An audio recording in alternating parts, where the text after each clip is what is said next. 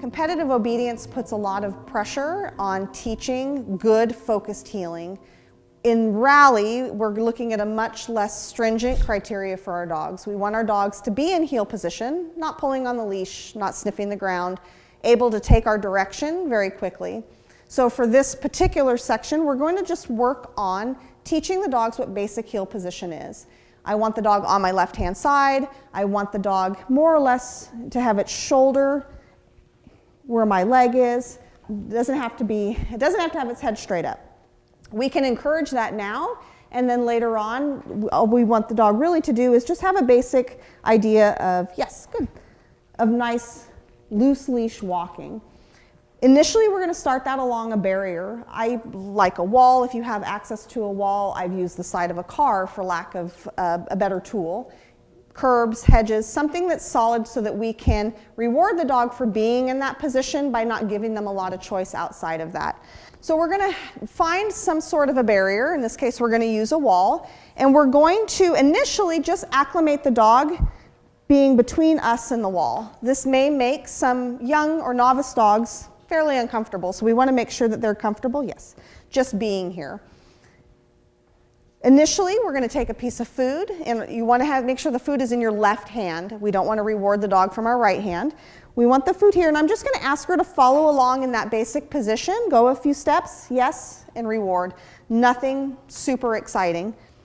Good girl. You can have them come back down.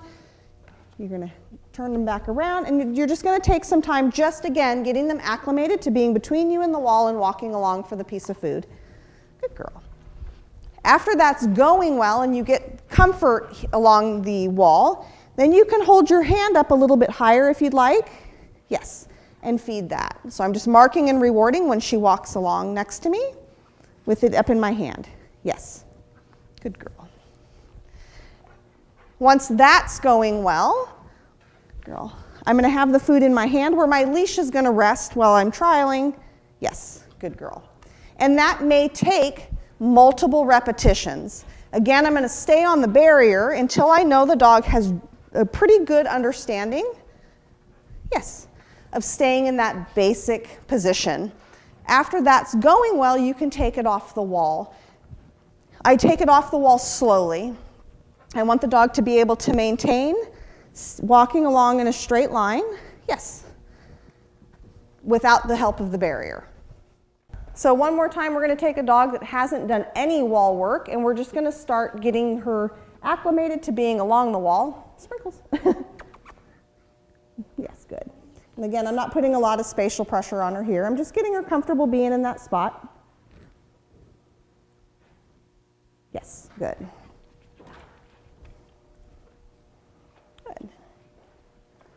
Yes. Oops. Get it, get it, get it. Good girl. So I just take some time, and take your time with any time you're adding in especially spatial pressure type thing, the fronts, the wall, things like that. Take your time getting them comfortable there. They're going to spend a lot of time there, and we want it to be happy, and if they feel like it's too much pressure, we don't want them to get worried. She's not worried, good girl. So she's pretty comfortable, and not knowing me, she's more comfortable than she should be maybe. But she's comfortable being here, she's taking food, she's not stressed, she's checking out the wall, but nothing bad.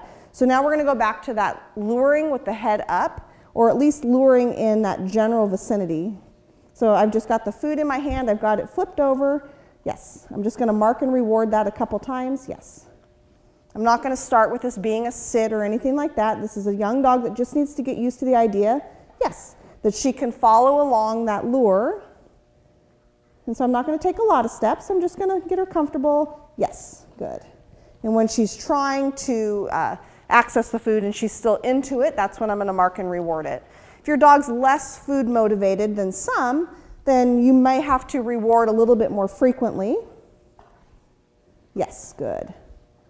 Before you start asking for long duration, even here. Yes.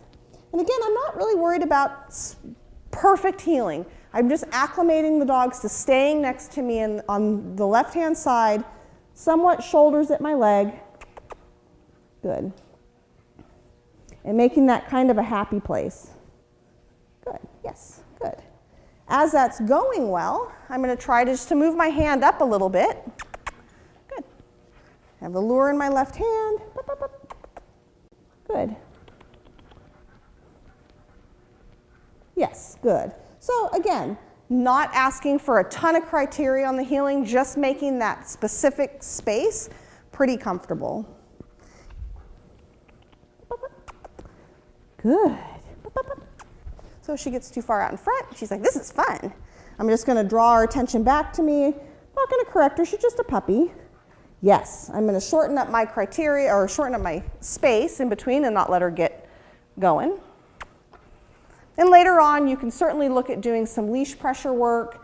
Michael Ellis has a fantastic DVD on that and using the leash to create more heel position. But right now at these baby steps, we're just working on getting her comfortable being there, moving my hand out. Yes. Good. Feed her a couple times and making that happy. And I'm not going to take this off the wall till she's starting to understand more of how that's going to go.